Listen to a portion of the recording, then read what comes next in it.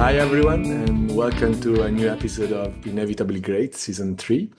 And today I want to share with you something a little different in the sense that it's a little more, specific than the usual episode, but it's something I'm seeing fresh more and more in the last couple of weeks. And I think it could be of use of anyone, really, because as specific as it may be, it's about something we kind of do in our world every day, which is asking, saying what we actually want to say, sharing what we want. There's so much that can be said. In fact, we could and probably will do eventually a masterclass on the topic. But for this episode, the few things I want to share about asking are some of the new things, the fresh things that I've been seeing. So the first distinction I'm going to share is declaring, asking, honestly saying what it is you want to say versus convincing. Notice this for yourself. But I think if you take a moment, you recognize that more often than not, when you want to ask something to someone, or when you want to say something to someone, more often than not, if you're honest, the game you're actually playing is trying to figure out the best way of saying that thing so that you could get to that outcome. So you want to convince someone. You want to force reality into whatever you decide is the right outcome. And when we do that, we're not really, maybe there's a sentence, there's something we wanted to say with a specific word we want to use, but then we say, hang on a second, no.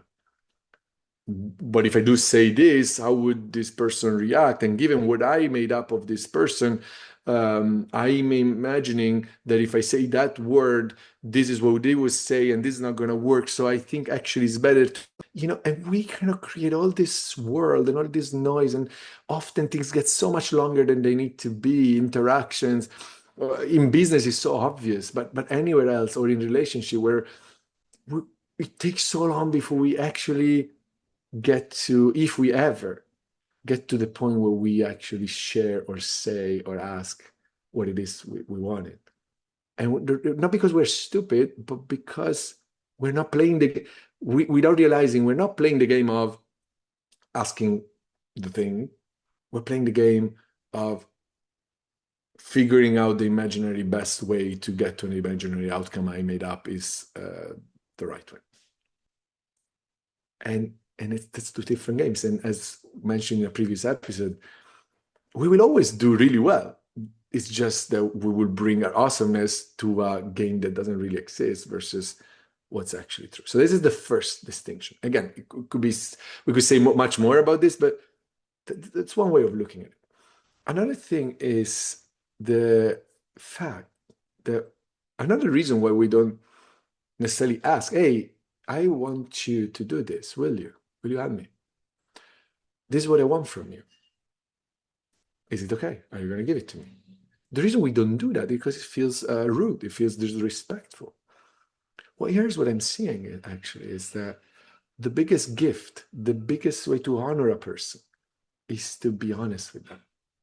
Like it means I respect you enough to actually ask you the thing I want to ask you because I respect you as a person enough to know that then you're perfectly okay, whether you're going to say yes or no, you're perfectly equipped to handle my request in whatever way. And of course, I will accept, if it's a yes or a no, but it's pure respect. Like, I guess linked to a previous episode again, when I know that being human and alive means being perfectly equipped to know what to answer, to know that our well-being is not at stake, whatever you are asking me or not, then of course I'll ask. But if I think that, no, and maybe you take it the wrong way, then you get offended, and then, and I try to manage you, that's such a, in a way, patronizing, such a disrespectful thing to do. I don't want to be managed. I want you to tell me what it is that you want to tell me and respect my wisdom enough to know that I will answer, if you know what I mean. So that's another piece. And then the last bit, again on asking, that I want to add is how often, this is all related, obviously, when we start, when we don't play the actual game, when we are not respecting the wisdom in the other person, the human on the other side, what we tend to do is we play in the land of vague. The essay, as White says, the essay becomes longer than it needs to, and the answer safely in the realm of impossibility. We don't quite really get to the point because we, of course, don't want to.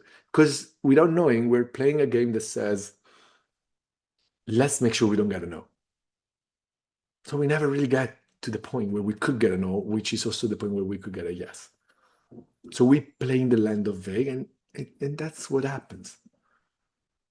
But there is a line where we can start playing the game in the land of clarity. Rich Litvin, another coach, would often say, yes lives in the land of no. And I always heard it as, well, by a lot of, if you're willing to get a lot of rejection, then sometimes you're also going to get a yes. But now I see that actually yes lives in the land of no, in the sense that the game where you can get the yes is the same game where you get the no's. So if you're playing that game, you will get the yes, you will get what you want, and sometimes you won't. But you gotta play that game. If you play the game of avoiding no, that's just not the game where yes will ever come from. So I stop for now. I hope you got some different points of view on how to look at asking and saying what you actually want to say. And I'm sure that in some way this conversation will come back in further episodes. But this is it for now, and I talk to you. Bye.